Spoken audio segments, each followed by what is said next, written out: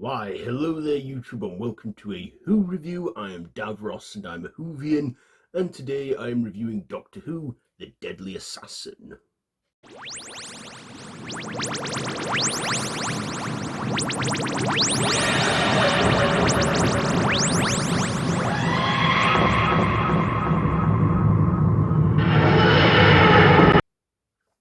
So this is a serial from 1976. It consists of 4 parts. So in this one, through the millennia, the Time Lords of Gallifrey led life and peace and ordered calm, protected against all threats from lesser civilizations, but their great power, but there was to change suddenly and terribly. The Time Lords faced the most dangerous crisis in their long history, as the president of the Time Lords is assassinated and the Doctor's in the frame, so the Doctor has to enter this mind battle with the Master. Yes, the Master is back, this time played by Peter Pratt and not Roger Delgado, because we all know what happened a couple of years before with him. And of course, the Doctor has to face this mind battle with evil forces, including the Master and another Time Lord named Goff.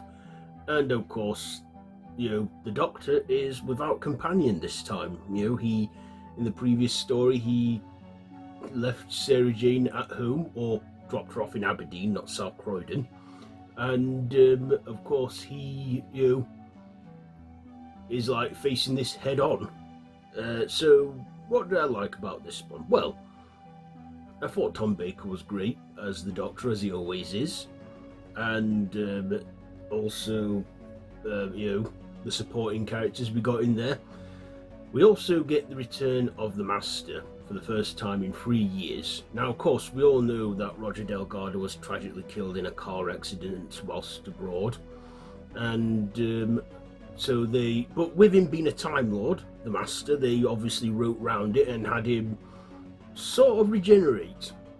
See, he's sort of this decayed form, also known as the Decayed Master, with those ping pong eyeballs and that hideous look. Yeah, he did look quite scary and intimidating, but I feel as well that did take away some of the personality and performance from the actor playing him, Peter Pratt.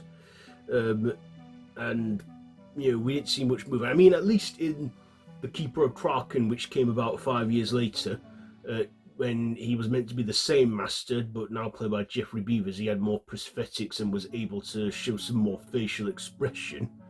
But in this, he's just all decayed, and he wants the Sasha wrestle on the power of the Time Lords to cheat death on his regeneration cycle, because in this one, it was actually revealed that the Time Lord has the 13 lives, the 12 regeneration limit in this one. That's when this was established.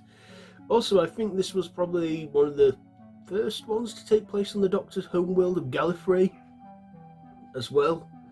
Of course, we get the whole Matrix sequence where the Doctor is in mind battle and he's going through all these things, but thing is, if he dies in this dream world, he dies for real, like Nightmare on Elm Street.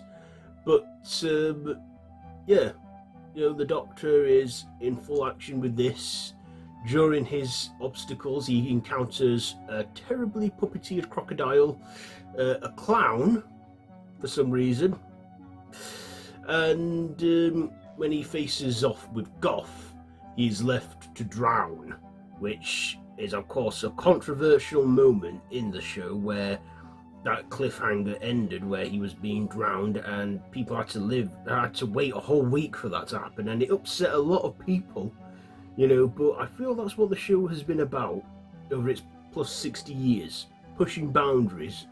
And yeah, this one did have a bit of over-violence in there, but I feel that it paved the way for Doctor Who in later years, and the show did take risks as well, I believe, back then. But yeah, that is one of the most controversial moments of this story. I also thought, this was probably this is one of three Fourth Doctor encounters with the Master. Of course, we had this one, the Deadly Assassin. We had the Keeper of Traken and Logopolis, which was the Fourth Doctor, Tom Baker's final outing. So yeah, of course, the Master didn't feature very much in Tom Baker's run. Neither did the Cybermen, though. He only ever had one encounter with them in the 70s, and that was the only Cyberman story of that decade. We did see him have two encounters with the Daleks, two encounters with the Centaurans, but yeah, we see the Doctor and the Master facing off again, and this time the Master is really evil and is out for power, and like I say, wants to cheat death, as he refuses to die and is in that decayed state. Of course, we never did see that transition on screen, given what we've already what I've already explained.